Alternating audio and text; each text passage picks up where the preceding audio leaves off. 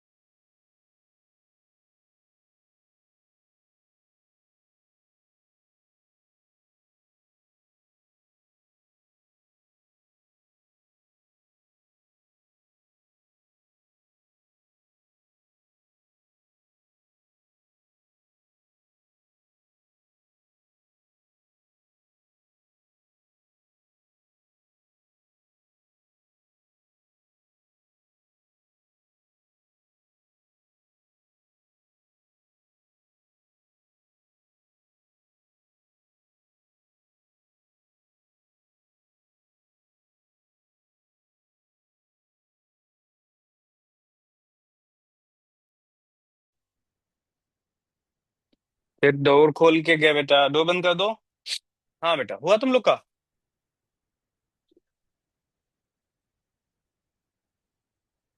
देखो, इसमें कहा गया है, सिंपल क्वेश्चन है। एक ये आपका स्क्वायर था। Unicorn square plate is horizontal floor with this is given angular velocity about one vertical axis passing through one of its corner as shown in figure। इसके अबाउट इसको घुमा के छोड़ दिया गया है, तो इसको T1 समय लगता है वापस रुकने में। Now the same square plate को हमने यहाँ इसके अबाउट घुमा दिया जो सेंटर से पास हो रहा है। अब बताना है कि भाई कितने समय में आके रुकेगा। है अच्छा क्वेश्चन। अब इसमें अगर तुम,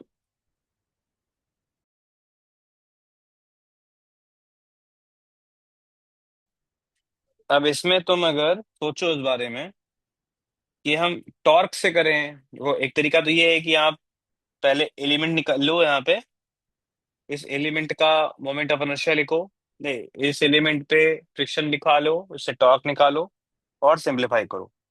बड़ी बहुत लंबा प्रोसेस हो जाएगा। ठीक। ठीक है। इस क्वेश्चन को हम एक ट्रिक से सॉल्व करते हैं। ठीक है। वो ट्रिक क्या है, ध्यान सुनना। जैसे I don't know what is the value of that friction, I don't know value, what is the value of friction, torque due to friction, मुझे नहीं पता। ठीक है। बट स्टिल मैं एक काम करता हूं, tau is equal to I alpha, sorry, torque is equal to I alpha के फॉर्मूले से इसको कंटिन्यू करता हूं। ठीक है। ओके। अब टॉर्क क्या होगा, पहले इसमें देखते हैं, इसमें टॉर्क कितना होगा। तो ठीक है, ध्यान से देखना सभी लोग प्लीज। तो टॉर्क की वैल्यू जैसे होती है, अब जैसे सपोज करो नॉर्मल ब्लॉक है, उसके वेट्स की वजह से टॉर्क आ रहा होगा, नहीं उस फ्रिक्शन की वजह से आ रहा होगा, तो फ्रिक्शन हो गया म्यू एम जी। तो mu M G into distance, force into distance होगा ना एक प्रकार से। अब उसके आगे क्या होगा एग्जैक्टली हमें नहीं पता है, उसके आगे क्या होगा उस एग्जैक्टली हमें नहीं पता है। ठीक है। तो हम एक काम करते हैं, टॉर्क की वैल्यू को मैं मान लेता हूं बच्चों सी, म्यू एम जी एल। अब देखो एल क्या है, साइड है। एल क्या है बच्चों, साइड है। ये मान्य, कोई और भी है क्या क्लास में? दो मान्य है क्या अपने यहाँ? एक किसी ने रियल मान्य लिखा हुआ है। सर नव्या। अरे यार, नाम की तुम स्पेलिंग नहीं सही लिख पाती हो। हाँ ठीक है। अब समझ गया ना सी क्यों लिखा है, see that is a term जो हमें नहीं पता एक्चुअली वहां पर क्या है। ठीक। अब आई में आते हैं। आई, अब इसका मोमेंट ऑफ इनर्शिया इस एक्सिस के अबाउट बताना है, तो वो भी नहीं पता हमको, तो मैं क्या करता हूँ उसके लिए मैं कांस्टेंट के यूज कर लेता हूँ, के एम एल स्क्वायर अल्फा। बोलो यहाँ तक क्लियर। तो अल्फा यहां से कितना आएगा, एम से एम कट गया, एक एल से एल कट जाएगा, तो तुम्हारा ये आ जाएगा सी अपॉन के, जो कि कांस्टेंट टर्म होगा, म्यू जी अपॉन एल। बोलो यहां तक क्लियर है? जवाब दो। Yes sir. और आपसे पूछा गया है कि कितने टाइम में आके रुकेगा, इनिशियल वेलोसिटी दे रखी है ओमेगा, तो omega F is equal to omega I plus alpha T लगाएंगे, फाइनल ओमेगा जीरो करना है, ठीक है।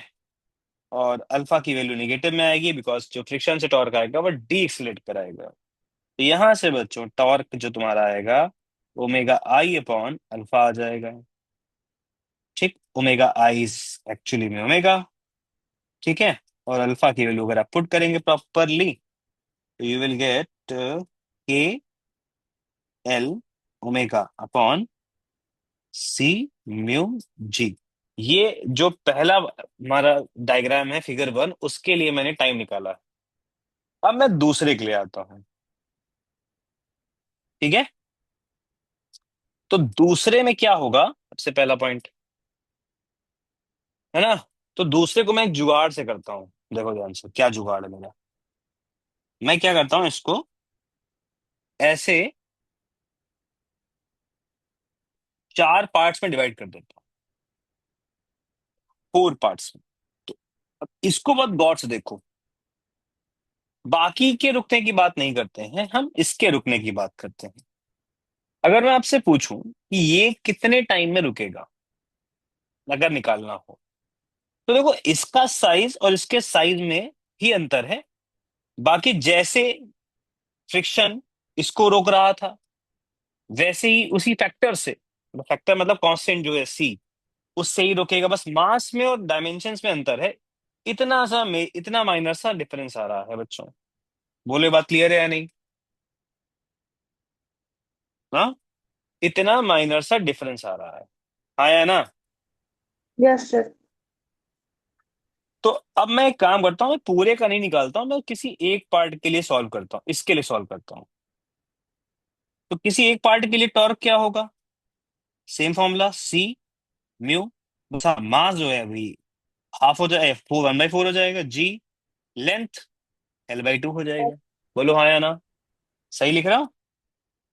और इक्वल टू में केस वही रहेगा, बस मास की जगह एम बाई फोर आ जाएगा, एल की जगह एल बाई टू आ जाएगा। तो ये हमने जो टॉर्क का इक्वेशन लिखा है, दोनों तरफ टॉर्क बराबर आई अल्फा जो लिखा है मैंने, यहाँ पे मैंने अल्फा नहीं लिखा, सॉरी, अल्फा भी होगा, alpha same alpha will be होगा क्या? डैश लाइक, नहीं नहीं दीदी कर दिया हमने, ठीक है। अब ये क्वेश्चन हमारी बन रही है, ये लेकिन एक पार्ट के लिए है। हमें सॉल्व किसके लिए करना है बताओ,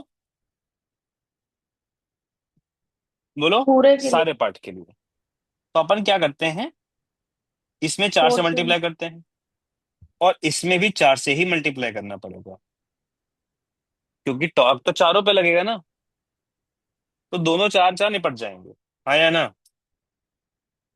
बोलो।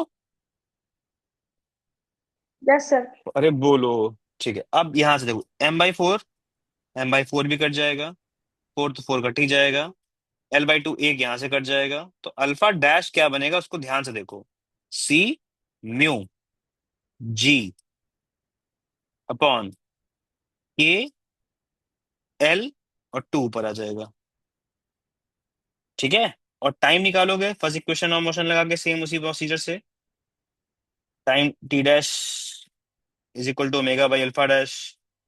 तो ये कितना आ जाएगा, के L omega upon two C mu G आएगा। तो यहां से टाइम क्या आ गया, टी बाई टू आ गया।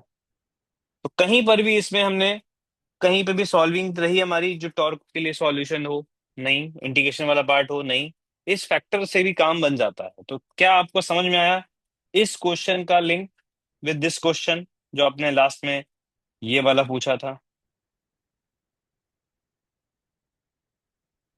आ गया। बोलो। ये क्वेश्चन भी इंपॉर्टेंट है, ठीक है। मैंने कल